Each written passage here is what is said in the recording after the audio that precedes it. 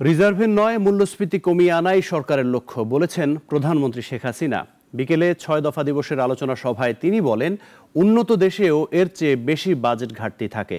বিশ্ব পরিস্থিতি মাথায় রেখে পরিকল্পনার কথা বলেন সরকার প্রধান। আব্দুল্লাহ শাফির রিপোর্ট। ৬ দফা দিবসের আলোচনা অনুষ্ঠান তেজগাঁওয়ের ঢাকা জেলা আওয়ামী লীগ কার্যালয়ে কেন্দ্রীয় আওয়ামী লীগের আয়োজন। সভাপতি হিসেবে যোগ দেন দলীয় প্রধানমন্ত্রী শেখ হাসিনা। আওয়ামী লীগ নেতা ও বুদ্ধিজীবীদের বক্তব্যের পর আওয়ামী লীগ সভাপতি তুলে ধরেন ৬ দফার প্রেক্ষাপট। সেই জন্যই তারই ৬ দফা দেওয়া। বক্তৃতায় উঠে আসে প্রস্তাবিত বাজেট প্রসঙ্গ। দেশীয় শিল্প ও সামাজিক নিরাপত্তা খাতকে প্রাধান্য দেওয়া হয়েছে।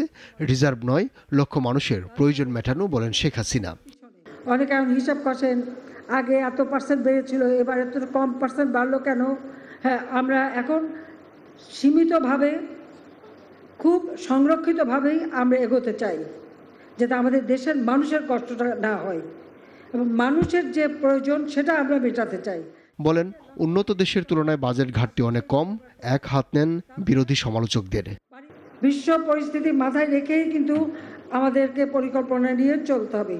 কাজে আমাদের দেশে যারা ওই যে কিছু ভালো লাগে না গ্রুপ আছে, তাদের ভালো না লাগাই থাক, ওগুলি কান দেওয়ার দরকার নাই। সরকার প্রধান বলেন, যারা বিদেশে টাকা নিয়ে বসে আছে তাদের টাকা ব্যাংকিং চ্যানেলে ফেরাতে সুযোগ রাখা হয়েছে। ব্যাখ্যা প্রধানমন্ত্রীর। যখন কোনো অস্বাভাবিক আব্দুল্লাহ শাফি, নাগরিক, ঢাকা। ওয়ালটন ফ্রিজ কিনে অনেকের মতো আপনিও হয়ে যেতে পারেন মিলেনিয়াল। সেরা পণ্যের সেরা অফার।